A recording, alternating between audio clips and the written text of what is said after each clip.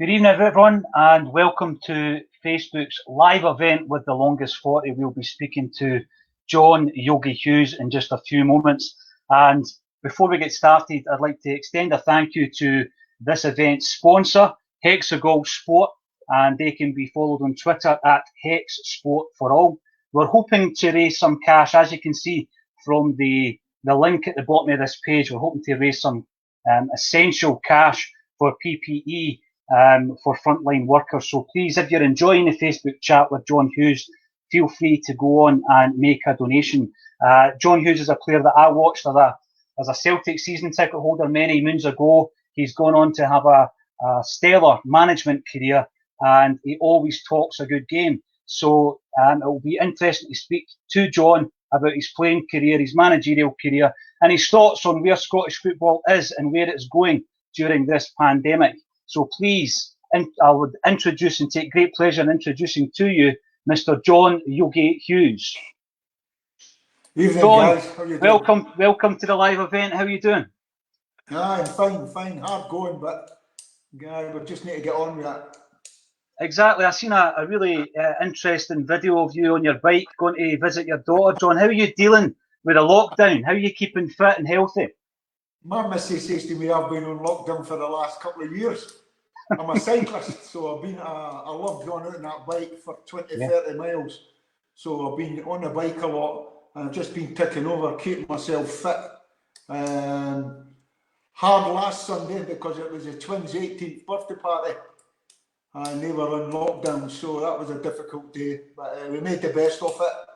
And you just need to get on with it. You know, we've had an auntie and uncle that have lost their lives. We've had a birth, we've had a birthday, and we've had a wedding cancelled. So that's just, but that'll be the running the mill for most families.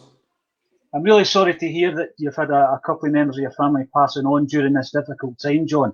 I mean, what kind of advice would you give anybody listening to this to try and beat those blues? Just keep yourself active, get up in the morning with a purpose, you know, still don't be lying in your bed, get up, have a purpose, get out, go your walk, keep fit, keep yourself active, and all the stuff that, you know, that round about the house that you've always promised that you'll do, go and get it done. You know, I've always been active and fit, and as I say, that my bike's been a saviour for me. I actually tried to go for a jog the other day there, I said I'll just try and mix it up. And my back stiffened up a little bit, so I ended up walking, so I put my hand up to that, but no embarrassment, you know, I still got it done. Went back and looked at the time. I usually do that run it a couple of years ago in my diary, the book that I keep, and I was about 10 minutes off my pace, so still got a wee bit of work to do on that, but that's it, you just keep yourself ticking over. And see it as an opportunity, as you say, to get some of the odd jobs done that have been on the list for some time, John. Now, listen, Scottish football has done its usual over the last few weeks, John, and it's gone into self-imposed mayhem over this pandemic and what's going to happen with the money and what's going to happen with the titles. What's been your thoughts looking on at the SPFL and how this is all kind of panning out? I think about it so much, and I answer and I talk about it. I've got a foot in every camp. In terms of, if you look at the SPFL, there should be an investigation in them, not internal. There should be an investigation in them just to make sure that everything goes right. But on the back of Neil Doncaster and guys that are in that kind of positions right at this moment in time, I don't think you'll be able to do anything right for getting it wrong, because everyone's out there for themselves. They all have to make sure that they're looking after their own club. And that's a problem for Scottish football, I find, for the last, since I've ever been in it. You know, it's they all look after themselves, they go in with their own self-interest, any meetings in at Hampden, and it's not always for the best of Scottish football. This time, we need cool, calm minds, and we need a little bit of solidarity. You know, Hearts, you're just looking at the clubs that I feel for is Partick, Thistle and Stranraer, because they've been relegated. And if that is the case, then you're going to have to relegate Hearts. There cannot be a rule for one and rules for others. But yet, Scottish football needs Hearts. And, you know, so what I would say is, let's just do promotions, don't do relegations, keep Hearts in that Premier League. All the Premier League clubs will want them because they're a great support They bring a great away support. We'll need them. Keep Partick up, Stranraer up, and add to it, and no relegations. And if that has to be for the next couple of years, so be it. And I've got a right sneaky feeling that's what will going to happen. It seems fair, John. I mean, you said you've got a foot in just about every camp. Obviously, one of your previous clubs was Celtic. You played there under Tommy Burns, and we'll be talking about that tonight. If you're a football player or a manager and you've gone 30 games into the season, John, would you feel that there's no other option really than to award the title to Celtic this year? Well, we deserve it, that's for sure. Celtic deserve it, Liverpool deserve it, Dundee United deserve it. And if it went the other way, null and void, you would really feel for the club. So, it's a toss of the coin. It could quite easily go null and void. And that would be very hard on Celtic. I think right at this moment in time, it's Celtic's title, and I'll be handing it out to them. Rangers will have a massive say on that. They would be, there's still games to play, and we totally understand that. We're not getting away from that. But as I say, and I said earlier on, you'll not be able to do anything right for getting it wrong. And if it is the title is to go to Celtic, they deserve it. They've been the best team, especially after Christmas when Rangers hit their slump. Celtic kicked on, and 13 points clear. That's going to be a massive ask for Rangers to try and claw back. Absolutely, John. Now, we will be talking through your playing and managerial career, very lengthy career. Growing up, I remember a comment that Tommy Burns made when you left for Hibs. He says you're a Hibs man. So growing up, were you a Hibs fan? Did you go to the games with your own fella? No, I wasn't. I was a Celtic supporter up to the age of about 14. I used to, for primary school, my old man was a mad Celtic supporter, Irish blood in him. So that was drilled into me. And up to the age of 14, I always went to the games because I played football for Hutchie. And we played on a Sunday, so I could always go to the games on a Saturday. On the Leaf supporters bus, we used to go to Parkhead, watching Celtic. And then when I went, I think it was 15, the games, Hutchie games, turned to a Saturday, so you couldn't get to Parkhead. So it was either one or the other. I loved playing football. So all I could do was then, after my game on a Saturday, is get up to Easter Road and watch Hibs. And that's when I fell in love with Hibs. And all my mates and all that were Hibs supporters. So still a wee bit of both, but more Hibs. Mm-hmm. Mm-hmm. No, that's interesting. I mean, you said the Irish blood there, and obviously both clubs' heritage have got that Irish identity, John. So I can understand why it would be a fairly easy transition to go over Easter Road and watch that, especially if your mates are going. I mean, when you watch Celtic, who was your favourites? Who were your heroes? Oh, Danny McGrain, Kenny Dalglish, all these guys. And it's great to get the opportunity to meet these guys. And you're still in awe of them. I can all remember training at Barryfield, with the first team would be coming off, and Kenny Dalglish would just be standing quietly watching the training and all that stuff. Obviously, his son Paul was there. He was in he was in the reserve team at the time, so he would be coming up. So it was great just to see that. And Celtic's just it's an institution. It was absolutely, what an experience that was. And don't forget, I went there when I was 31, so you think at 31 you're probably coming towards the end of your career. I played till I was 40, so I was late coming into the game, the professional game. But at 31 you're saying, well, he's going there as an experienced professional. Wow, when I walked in, the minute I walked through that door, it was what an eye-opener. I was like a kid in a sweetie shop, but the way and intensity and the way the boys trained, I had to play real catch-up. I used to get nutmegged every day. Used to play young v old, and the young team was Jackie McNamara, Simon Donnelly, Brian McLaughlin, all these guys, all technical, good footballers. I was getting nutmegged, but just the way they trained and intensity that Tommy Burns looked for in the training, not much different from what we've done at Falkirk. The training was quite similar, but the intensity and the demands that he put on you. You had to come up to speed very, very quick. I travelled with Gordon Marshall, and I used to say to Big Marsh, I ain't the gaffer, I'm the only name the gaffer knows. He just started laughing because it was constant, Yogi. And I can remember the next year they signed Big Stubbsy. Obviously, I was still at the club to take my place. And the first couple of weeks at training, it was Stubbsy, and I said to myself, I've been through that. It's like that, the general, the guy for the officer and the gentleman. When you start letting them in, is that him? It's just the Celtic way and what he's doing. You mentioned you mentioned Tommy there, John. As questions come through, we'll see that Stephen McEwen's asked a question here. We'll jump back to the questions and then we'll come back to what we were speaking about. But Stephen McEwen's asking here, you had a terrific career both as a player and as a manager. What has been the proudest moments of your career? It's actually the two of them, to get to sing for your two clubs that you supported and loved, to sing for Celtic. I was always meant to sing for Hibs. I trained with Hibs when I was a young boy at 15, 16, coming through the juvenile system. All the clubs now have got academies, but back then we all played in the juveniles, all the boys, myself, Paul Kane, Darren Jackson, John Robertson, Keith Wright, and we were all training at Easter Road. And you're thinking, right, as soon as I leave school, that's all I wanted to do is be a footballer. I never got taken on. Most of them did get taken on. I never got taken on. So there was painting and decorating in the business, and my mum says, you're going into the painting and decorating. So that was that. But to get the opportunity eventually to go and sing for your two clubs, Celtic and Hibs, I can always remember the Celtic. Bill McMurdo, believe it or not, was my Agent Orange. That's his nickname. He was right in the other Rangers. Well named. It was Maurice Johnston's agent. Maurice was at Falkirk at the time. And Maurice says to me, I think Celtic are sniffing about you. Anyway, to cut a long story short, I ended up meeting Tommy Burns in Bill's house at Uddingston. I walked into the house. I says, no word dare lie. It was decked out with Rangers. Red, white and blue blinds. Rangers carpet right down the middle. I'm saying to myself, I don't think this deal is going to go through. Tommy Burns and Starkey banged on the door, walked in, the two of them just started howling themselves, laughing. And then he gave him a cup of tea in the Rangers mugs.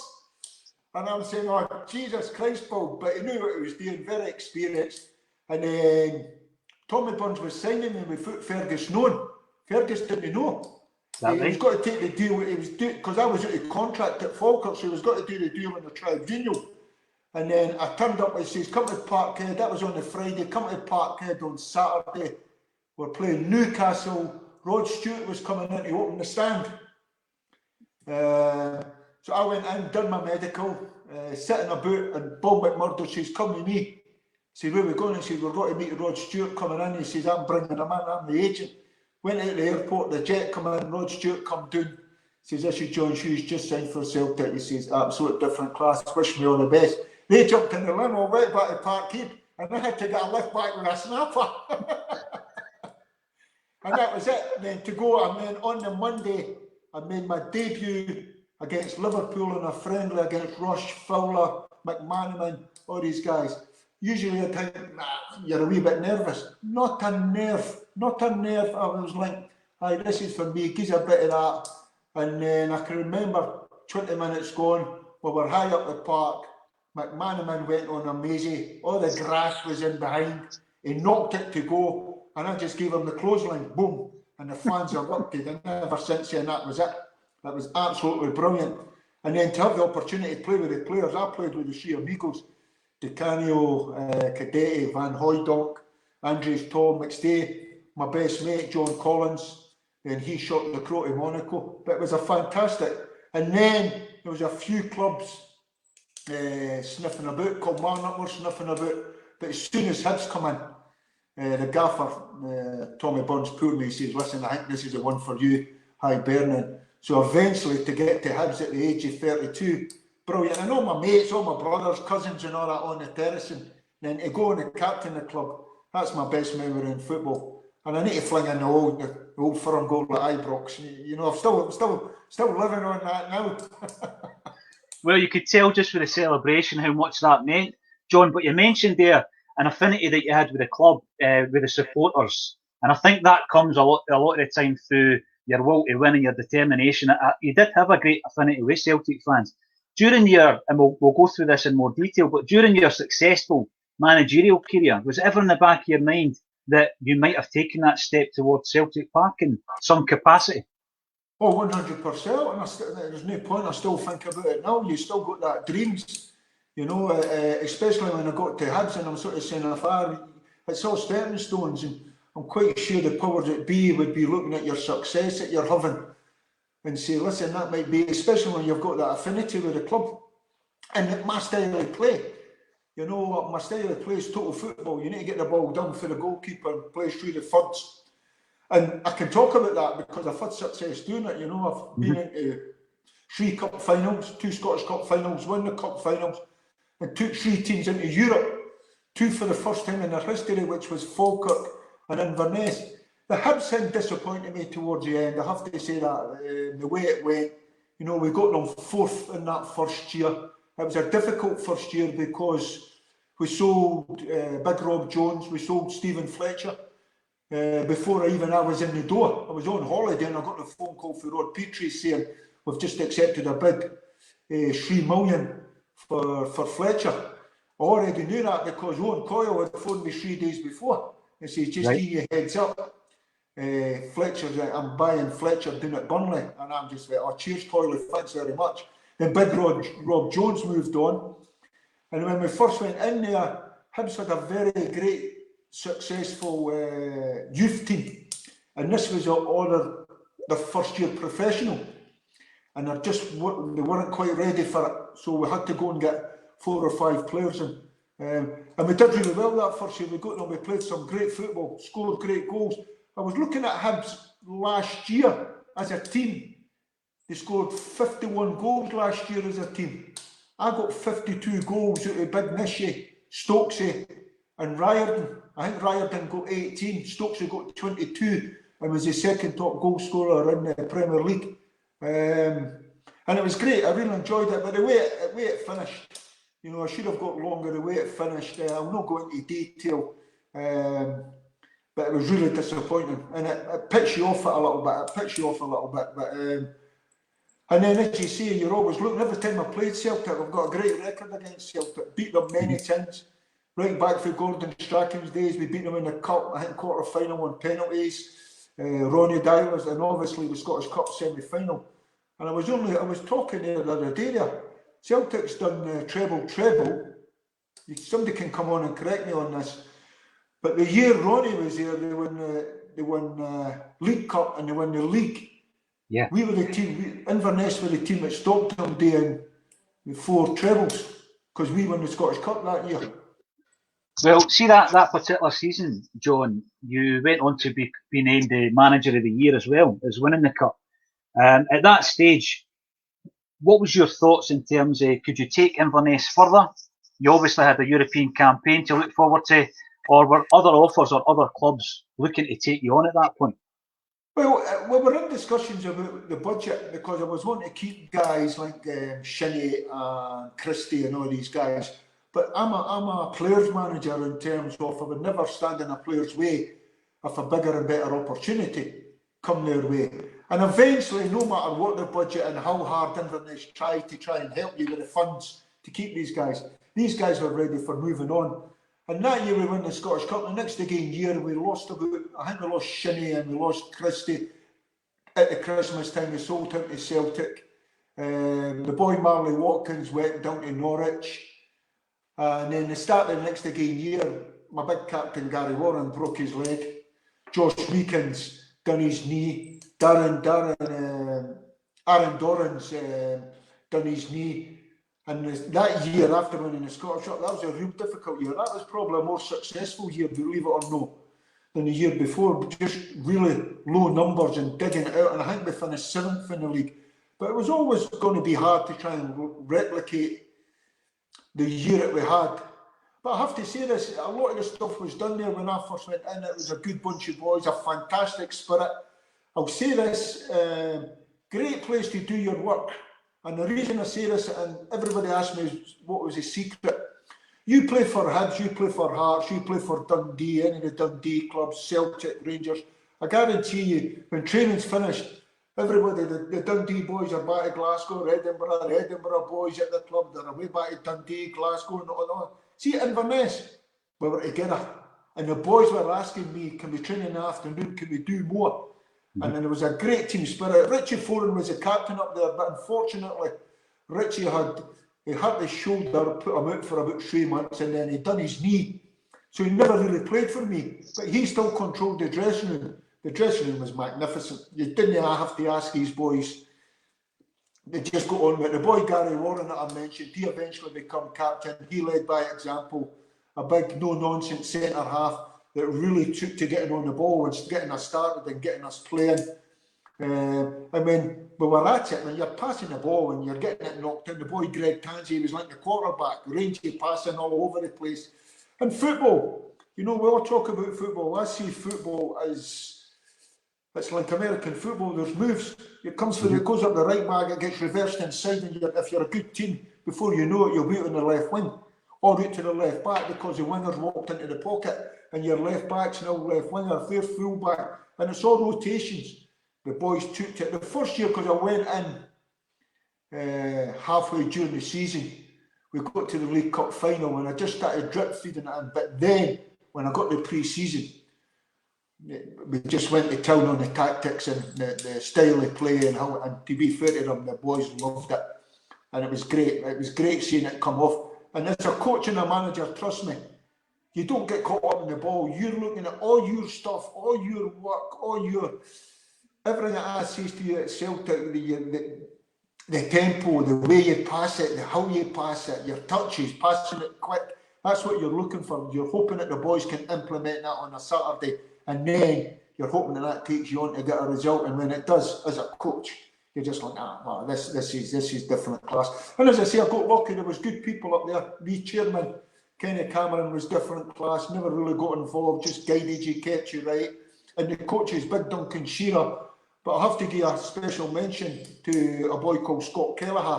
Scott Kelleher was a young kid with me when I was at Celtic. He was a boot boy down there. He took the kids. And that's the thing, as a manager, you have to have an eye for a player, as I did with Christie when I first went in. I seen him training with the kids. I just went, you're with the first team. 2 weeks later, I couldn't have got him out of the first team. You just seen it. You just went, wow, this is a talent. It's the exact same with the staff. I seen a real talent in the boy, Scott Kelleher. He was taking the kids, and I swapped him about and brought him with me. He had his personality, his coaching.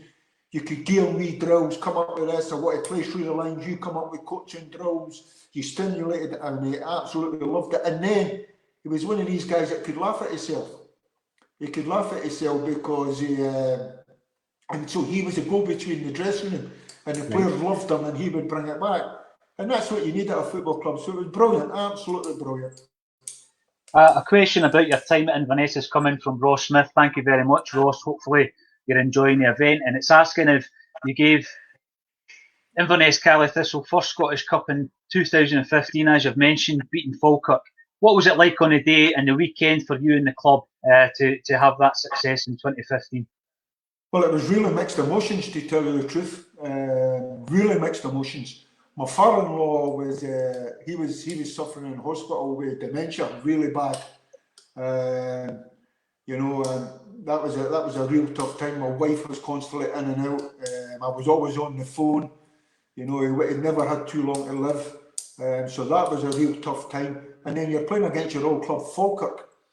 I had great times at Falkirk. I have to say this, Celtic was the elite of the elite. You went into Celtic and it was right up there.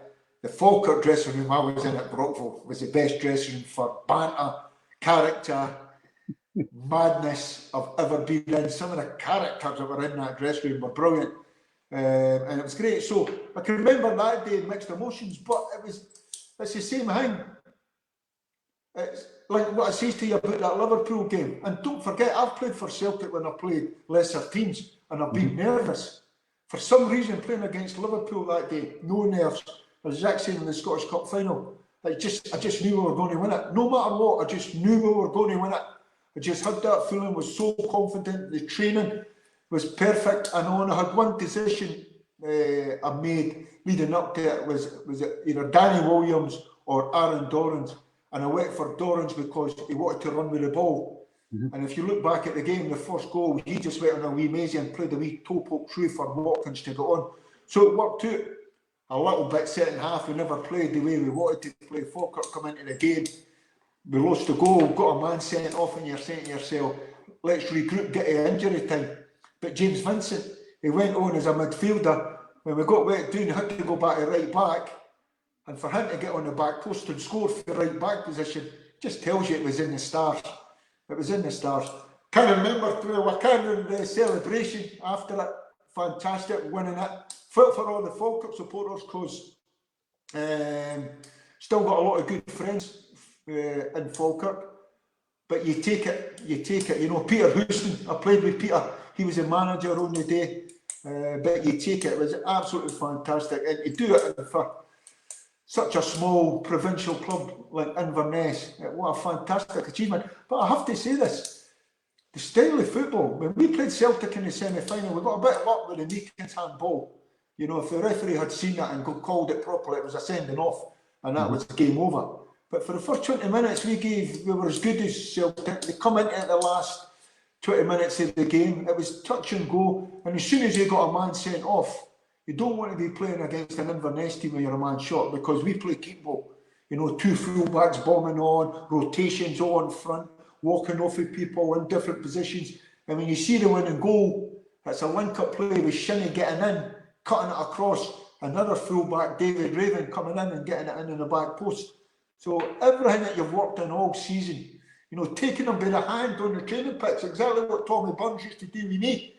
He used to take you by the hand, walk you there, get the ball, pass it in there, and you see that all coming to fruition. So it was absolutely fantastic. But mixed emotions. The celebration, as I say, there was a drug test after it, so before you know it, we're still at Hampden 2 hours, the beer's flowing, there's a big cargo on the bus going back up. We stopped up at Perth. Then the time we got up to Inverness, up the stair, everybody there, it was absolutely brilliant. A couple of beers. I'm not a big drinker, believe it or not. I had a few beers that night. Then the next game day was an open top bus round about Inverness and a wee live concert in one of the parks. And no great numbers. You're only talking about 10,000 or whatever. It's still, no matter the number, what it means to the people when the smiles on their faces. Absolutely fantastic. Never forget it. Absolutely brilliant. Incredible achievement, John. And Scott Purvis on Facebook Live would like to know, would you swap that achievement, that Scottish Cup winners' medal, to have been in Alan Stubbs' shoes when Hibs won the Scottish Cup? I would have to tell you the truth. I thought that was my destiny, actually, when I went into Easter Road. You know, having the history that Hibs have got with the Scottish Cup, so many years, never won it. I thought that was my destiny. And I think all the Inverness fans will understand that, being a Hibs supporter, you know, if I could have done that with Hibs, then that would have been absolutely fantastic. You're immortal, you know, and I'm born and bred, Leaf are born and bred, doing the docks, all that stuff, know everybody. And that's probably the hardest time I've ever had in football, the year we got relegated. Because I'm in amongst them. I'm one of them, I'm in amongst them. We got relegated for the Premier League, and I must have stayed in the house for about 2 weeks. I could not get myself going, and that was a real difficult. But absolutely delighted. I'm a wee bit of a jinx when it comes to games, and sometimes you go into that, you know, I'd rather stay away. I'm a wee bit of a jinx. When Hibs played Hearts in the Scottish Cup final, as you go, and I says, not. So me and Collins, we ended up in Munich in the Champions League Cup final. And we had another mate with us who was a mad Hibs supporter. Now, Bayern Munich against Chelsea's all red, white and blue. And he says to us, he says, I'm telling you now, we had the Hibs strip in the bag. He says, if Hibs are winning that Scottish Cup, he says, I'm on with a Hibs strip. He says, green and white. He says, I'm getting noticed. Half time, I says, keep that strip in the bag. So that was disappointing, but absolutely delighted for Stubbsy and everybody connected for Hibs. Eventually that monkey's off their back and the Scottish Cup come back to Easter Road. And hang about it, they beat my Inverness team after a replay. We got a 1-0 draw at Easter Road, and then he beat us 2-1 up at Inverness. We weren't great, but the Hibs were hanging on. And that year they went on to win the Scottish Cup, and Ross County beat us in the League Cup, and they went on to win the League Cup. So, but John, that's it.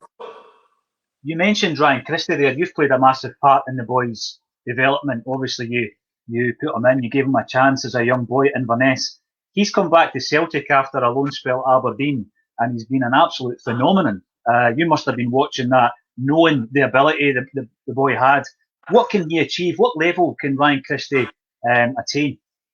He's, you know, I still don't think he's hit his potential yet. I still think some of the stuff I'm seeing him what he can do. He'll never lose that because it's been in him. I think that's all down to his old man Charlie, being an ex-footballer, you know, constantly would have been working on him.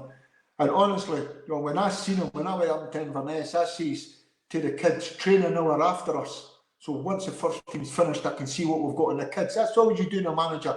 You go and assess what you've got. As soon as I see 5 minutes, you see Christie, you just like, next game day was with the first team. 2 weeks later, he was never out the first team. It was just the way he plays, taking it, scanning over the shoulder, playing round the corner, popping it, nutmegging people. Never, I used to referee the 7-a-sides, never used to give him a free kick, never.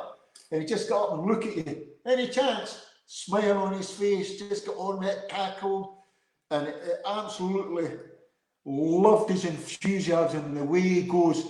And he's going to get better as his years go by. He's going to get stronger, he's going to get more mature, and he's going to get better. And I say this, I do a lot of stuff on the radio, and every time I mention Ryan, I get a bit of stick. Oh, that's your boy, that's your boy. It's just great to have played a small part in his progress. And when Celtic come in for him, I pulled him.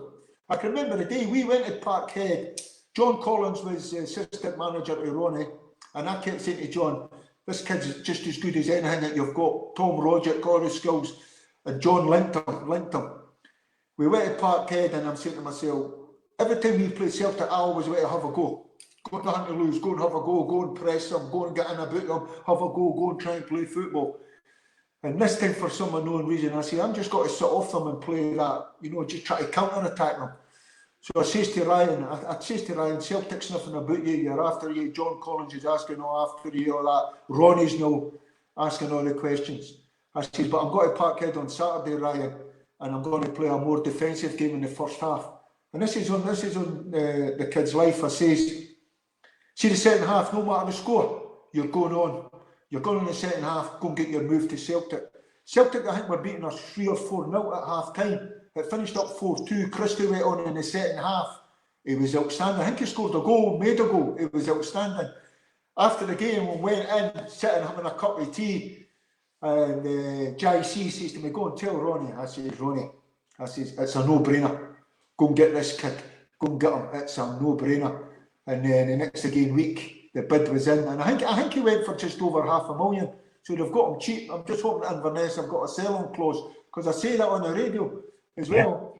Celtic need to get this tied up because he's got to mature over the next couple of years. His best years are still in front of him, and he could be pulling the strings for Celtic for a number of years. I still one thing I'm hoping I'm waiting on him having a man of match performance against Rangers. You know, that right stand-up performance when he's, you know, it's like bulls and matadors, where there's a matador, he's pulling the strings. But I think Rangers know what he does for Celtic, and they play that sort of wee jack man marking on him. But I love watching out for him because one of my other kids, Arfield come to me Falkirk. He's a great kid, honestly. He's up. And I love seeing the two of them competing against each other. But Christie's certainly, I take a lot of pride in seeing him play. And I still keep in touch with him, just keep texting him now and then, keep in touch with Charlie. And he's so grounded. That's what makes him. He's so humble, so grounded, just wants to become a better footballer. He's one of these guys, see when training's finished, you're like, come on, Ryan, you need to go. Come on. Dragging him off the pitch. Brilliant. Ryan Christie is, without a doubt, been a revelation. And this season, he was having an amazing season, John. It's just a shame for him that it's obviously been stopped. But I'm sure he'll get back to that next year. Just a reminder to everyone watching, please donate towards essential PPE for the key workers out there. They're doing a phenomenal job day to day to combat this coronavirus. And we will do as much as we possibly can to donate some cash and get some much needed equipment to the frontline workers. So please click on that if you're enjoying tonight's chat with John Hughes. We're almost 40 minutes in. If you've got any questions, please fire them in, and we'll have an opportunity to ask John. Usually when I do all this, I usually get asked all the questions. I do a lot of who's the best player you've played with, played against, all that stuff. So I'm sort of just, the best player I've played with and worked with is the boy Russell Latapi. Now, trust me, there must have been a flaw in him for not. But if you look at Russell Latapi played for Porto in the semi-final of the European Cup against Sampdoria. You know the great Beckerbod and all these, the great Sampdoria team. I think he went on to the cup final. He played in midfield with Emerson and ended up at Rangers. The big curly. He played in there. A real Latapi, what a footballer. And the reason I say that, there might have been a flaw in his attitude, right? Trinidad, Tobago, laid back. You would go to Parkhead, you would be doing like that. Right, come on in, let's go. Where is he? You'd walk through the toilet and be sitting in the cubicle having a fag. Say, Russell, any chance? We've got a game on here. You just let him do. You need to know how to manage him. He would go out and be man in a match. Outstanding. What he could do with his right foot, he could do with his left foot. And for me, that is world class. And I'm talking about, you wouldn't know, I'm talking about pinning it, laces, right foot, left foot. He was retired. He went from Hibs to Rangers. He had fell out with Big Alec McLeish, and Big Alec McLeish went to Rangers. And I think that was him finished at Rangers. He ended up at Dundee United, never knocked it off. And he had retired. I got the job at Falkirk, got him back in, got him fit. I think he was 33 at the time. I think he played for Falkirk till he was 38. What a guy. Absolute. Some of the stuff this boy can do in training. Unbelievable. And another one, see all the pre-season in the gym work? No for him. See when it's a short, sharp doggies? First all the time, 5 yards, 10 yards. Really sharp, low centre of gravity. See when the ball's out? Can I get him off the training pitch? Cannot get him off the training pitch. See if there's a ball challenge, cutting crossbars, he's all over it. What a footballer that guy was, and a great lad, a real down-to-earth guy. He was probably the best I've worked with and the best I've played with. And that's sad because, as you say, I played with, I thought Paul McStay, John Collins were brilliant, Decani, all, but like happy for the skills. Unbelievable. Should have had a better career. The best player I played against, Gascoigne. Yes. Gascoigne was outstanding. Strength of character. I remember in an Old Firm game, I walloped him. I really gave him. I'm saying he'll not come back for that because it was like a dead leg. Nah, just got up and got on with it. Outstanding footballer. Outstanding footballer. Probably the most physical centre forward I played against, Hateley, Mark Viduka.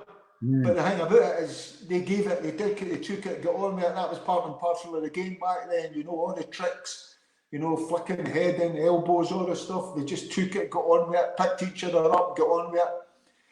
And probably the best striker I played against was a boy called Patrice Loco. Yeah, PSG. He was absolutely, seen better footballers, but as a striker, his movement, never played in front of you, he was always on your shoulder so he could come short, spin, peel, and everything was over the top.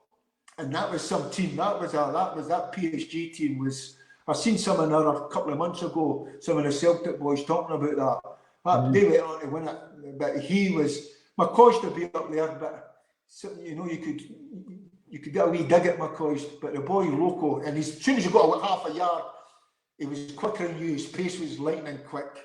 And so he's probably the best striker. But brilliant, absolutely brilliant. Anthony Shields asked there, which opponent did you like to leave a bit extra on? We've already mentioned Gascoigne. Was there anybody else that you thought you had to give a wee nudge to now and again? But we always, as a centre half, you always had to sort of stand up and leave your marker. Certainly in all the tricks that you went on.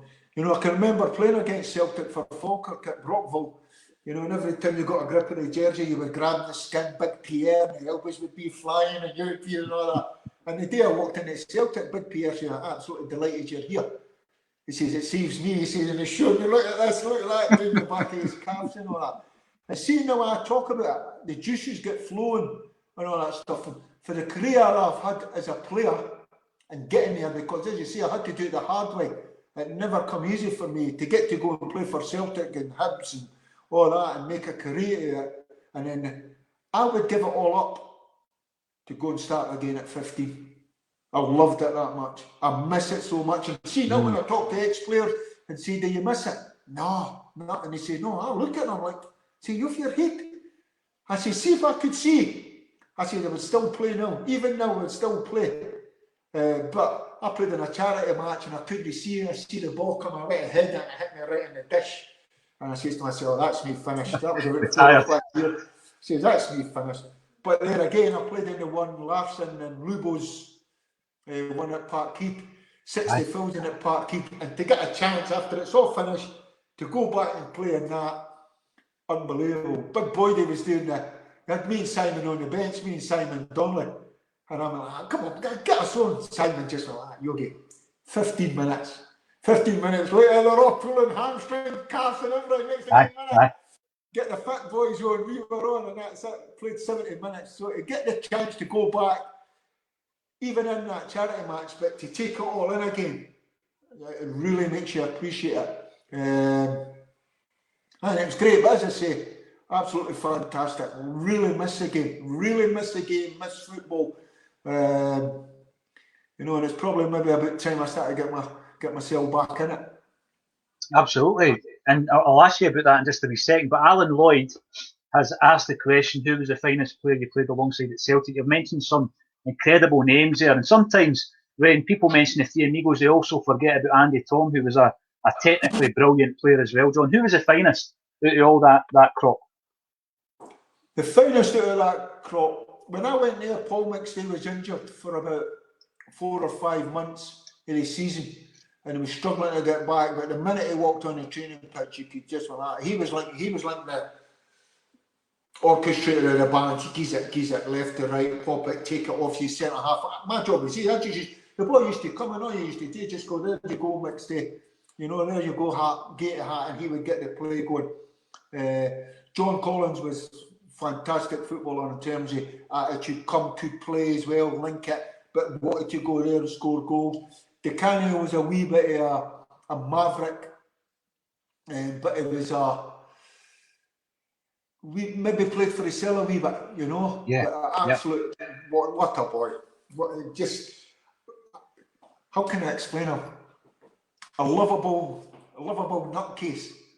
Just with fun, no badness, and I'm just fun. Some of the stuff they got up to, and see when I was a manager, I have to say when I was a manager at Sunderland, I was the manager doing at Hartlepool when I went in to see him. Right. I just non-stop laugh. He's doing all the runs and he's in front, doing all the runs, still fitness fanatic, keeping up in front and all that stuff. So it was great to see him. He was a real talented footballer, as you say. Andrew's Tom, and then you had guys like Peter Grant and Boydie, Jackie, all these guys had done their job. Grant had done his job, you know, never maybe had what they'd done, but done his job and sat in there.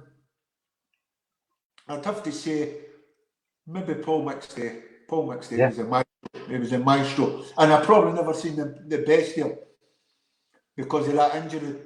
Brian Scott showed me the bone that come out his ankle, the chip of the bone, honestly. Right. And how he kept going, his ankle was in it, how he kept playing, and you could just see the quality of the player. Yeah, one of my favourites as a young kid as well, John. But John Brown is asking your funniest DeCanio story. DeCanio, you couldn't repeat some of them, honestly. There was an old coach at Celtic, Frank Connor. Frank, yes, absolutely. Frank Connor used to be at Wraith Rovers, so when I went to Celtic, Frank Connor, he was on the staff, and if Frank shouted jump, you jumped. If you walked into Celtic and you had a gruff and you wouldn't let Frank see you, here, you representing Glasgow Celtic, you get that shaved off and all that. The young kids weren't allowed in the first team dressing room unless they asked permission. He was like that Sergeant Major type. He was brilliant. DeCanio used to torture him. He used to, and when you're sitting eating, see the team meal, if you're going down for a pre-match meal, and you're maybe sitting next to DeCanio, and Frank would be away at the top, he would go under the table, take off under the table, and crawl amongst all the feet right up, and grab Frank's legs, and try to pull him under the table, and he was a nutcase. And he used to room with Granty. Aye. With his roommate. Granty was his roommate, and he says to Granty, we went down to Seymour, I don't know who we were playing, must have been Old Firm. And Granty says to TB, I can't handle him. He says, he's a lunatic. he would get the fire hose, you know, in the hallway, get the fire hose and take it in the room and try to get the door turned on. He was but great boy. Tommy Burns says, Yogi, is with you. I went, oh, cheers, gaffer. Thanks very much. He says, no, he's with you. So I went in the room and I said, right, Pablo, I said, no messing about. I said, any messing about, you're getting a big smash. No problem, no with you, Yogi, no with you. He's all night, he's on the 2 phones, getting it all large, all the Italian stuff. In the morning, he's up, doing all the stuff. I'll get showered, I'm away, doing suited and booted, right? So I'm second. Goes to go to the room, put my suit and my trousers on. He cut the hems off my trousers. I went, do this, guy, I'll kill you. But you couldn't help for laughing. And a winner. He was just a real good lad and a real winner. See, in training, wanted to win. So it was a pleasure just getting to know him and playing with him. But a great lad. Listen, John, before any other questions come in, I want to speak to you about your management because I look at your career and your achievements in the game, and I know that when you were looking after Raith Rovers for a short spell, you were unhappy at some of the application of some of the guys, the players that were in there. How are you going to approach getting back into Scottish football? Because there's bound to be a place there for someone who has developed the players we've spoken about and had some of the successes on a shoestring budget. Yeah, everything's been done on a shoestring. As I say, working with provincial clubs. The job that we done at Falkirk was, you know, I'll always be grateful for getting that opportunity to go into management. Initially, it was me and Owen Coyle.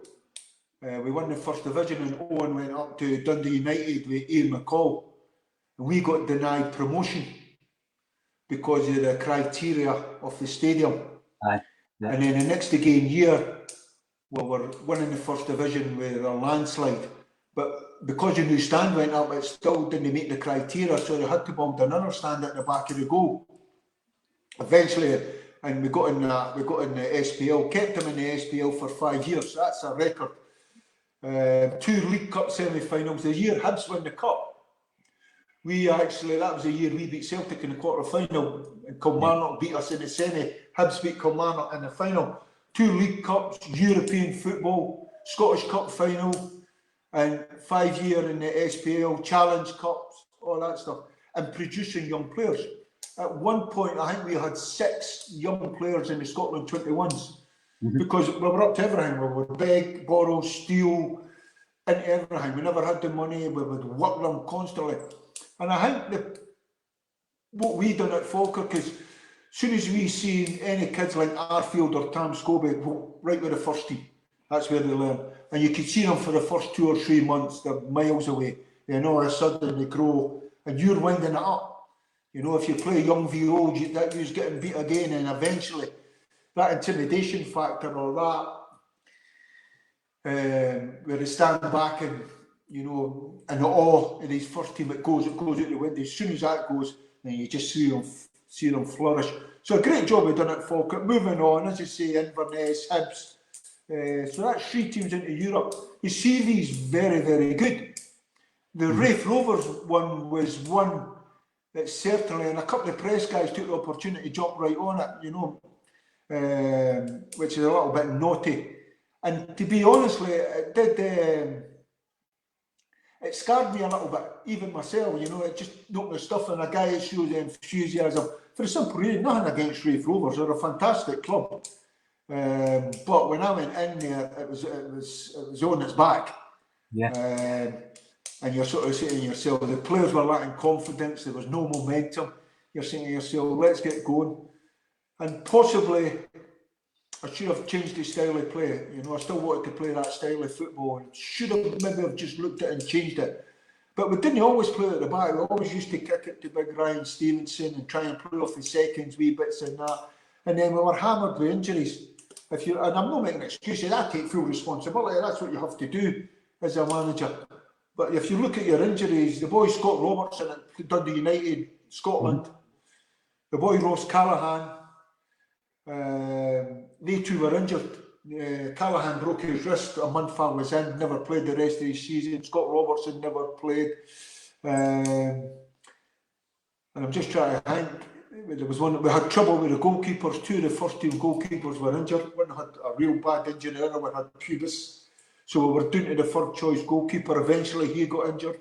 And it was just one thing after another. Every time that you look at a team that's getting relegated, you see all these problems. And then I was only in there 14 games. So if you're going to judge me on 14 games, you know, they never won a game since October. I went in on February. When I went in, you know the top goal scorer, you know how many goals you had scored? 4. 4 goals. February. 4 goals. So it tells you the problems that were in there at the time. But you're hoping that you could come in and kickstart it. And the fans deserve better. They're a good bunch of supporters. It's a good club. It is a good club. But that interview I did, it was more I've had many people say to me, I use that to my players to show the passion as a team talk. Look at this is what it's all about. I'll never do that. Dig a player individually out. I've done it collectively as a team, just saying the importance of we've got 2 games to go, what we need to do to go and win it. And the next game after that, I think we got beat 5-0 at St Mirren. After that interview, we won 1-0 against Ayr United, took us into the playoffs. And you couldn't justify for what happened in the playoffs, honestly. If you've seen the goals that we conceded, you could not legislate for that. It's just one of these things. Can't point the finger of blame at anybody. You just need to take it on the chin and you need to move on. But it's nice to see they've got promoted again. They're a good club and a good community in terms of real working class community. You know, and always admire these supporters. Easy to jump on the bus and go and watch Celtic and Rangers and all that stuff. But when you're born and bred and you support your local team, then these guys are heroes. So it's nice to see them. But I wouldn't like to think that I'm getting judged on 14 games of what I've done at Raith Rovers. And it was a bad time. And I never shy away from the responsibility. But you look at the CV, and I've been close. I've said to you there, it's about time, trust me, I've been close on 1 or 2. And probably Raith Rovers has probably been the biggest learning curve out of all my jobs. You know, I should have done my due diligence. I went in there basically as a favour, come in, can you give us a hand, can you just keep us up, all that stuff. The window was shut, I couldn't get any players in, I had to work with what I've got.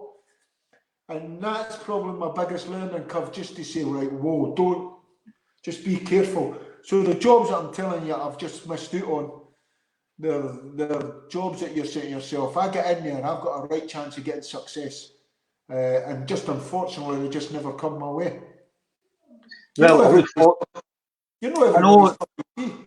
Yeah, but I think you've mentioned it there, though, John. The CV speaks for itself, so hopefully, you know, you will get a position once we get back to some form of normality with Scottish football and life itself. See the CV. The CV is one thing.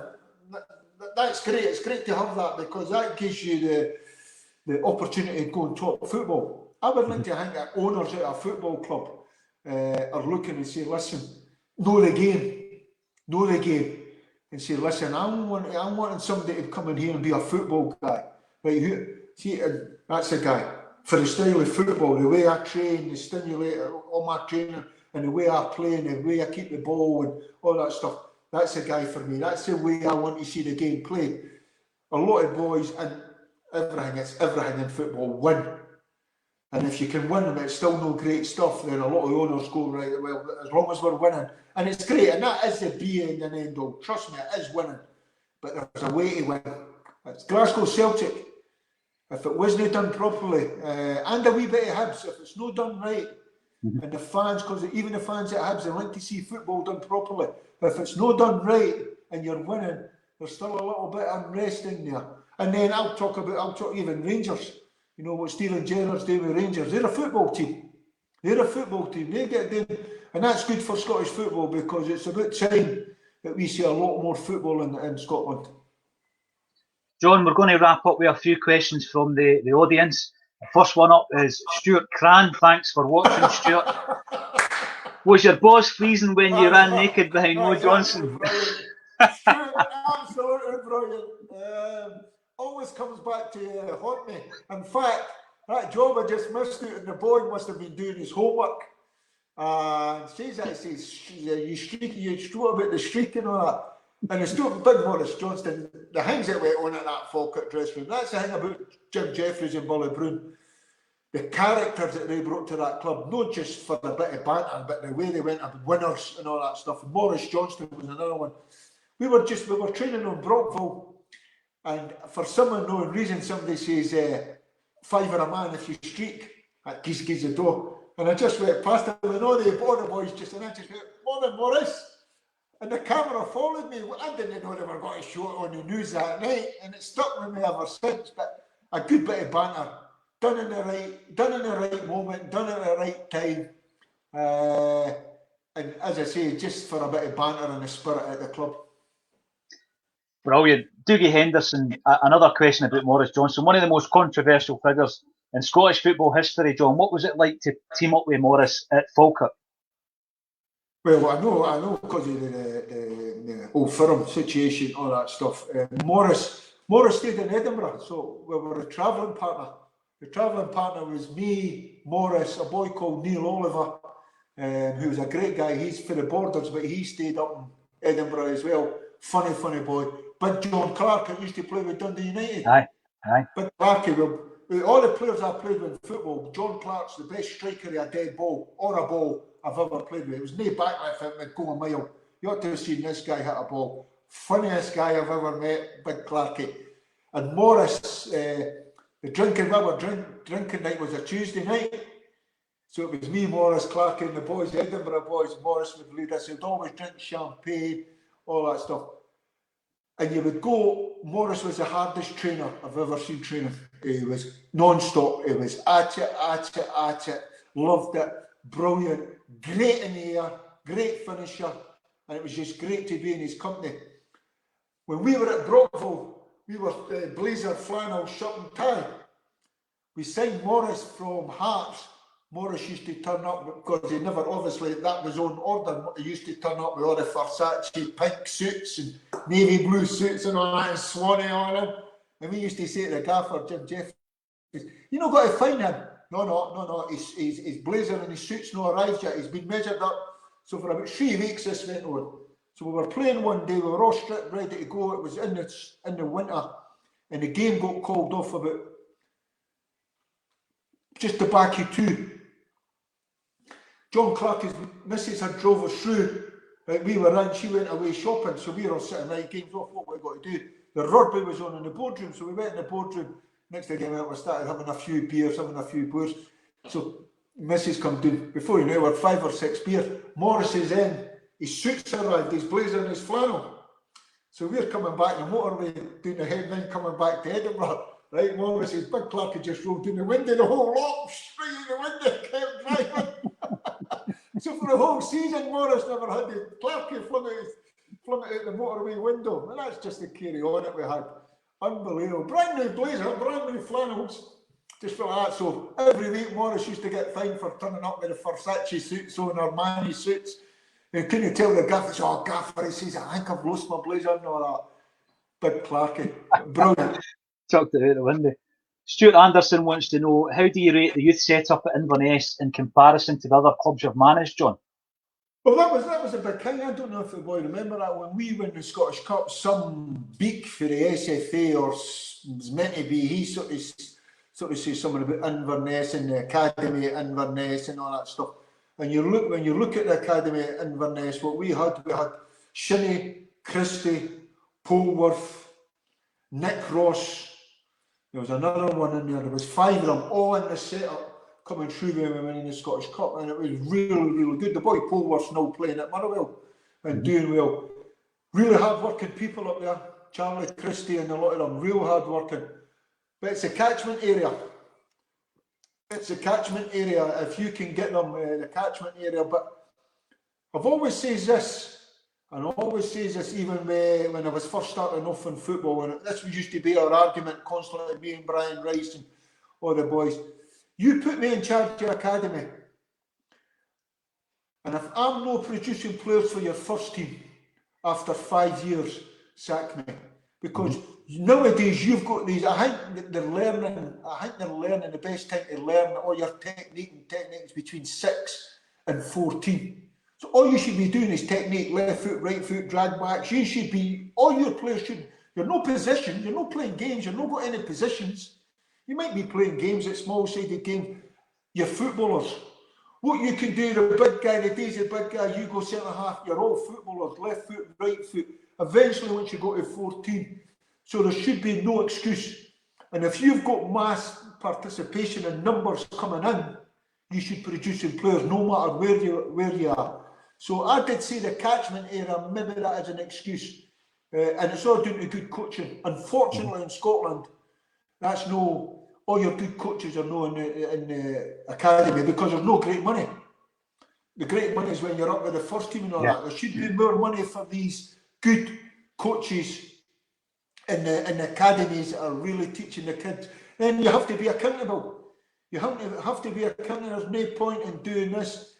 And to be accountable, you have to have kids playing in the first team, and not just once or twice. I reckon if your kid's made it, he's played 25 times, 25 starts in the first team.